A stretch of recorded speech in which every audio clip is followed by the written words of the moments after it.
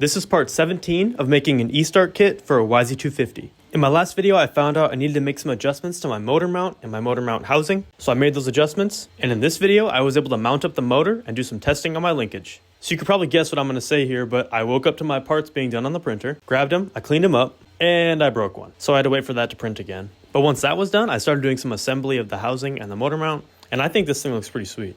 I made a lot of tweaks to this design, and I would talk about them more, but we don't have that much time here. So I grabbed everything and I went out to the garage for a test. This assembly ended up bolting up a lot easier than my old assembly. So once that was on, I put on the rest of the parts and I started doing some fine tuning on my linkage. After I found out where I wanted my holes on my linkage arm, I made some marks and I took some pictures, and then I went inside for some designing. So with this iteration, I went for a more compact style and wanted to be more sleek against the frame. In my next video, we'll find out if my adjustments were actually right or if the linkage arm will just explode when I try it.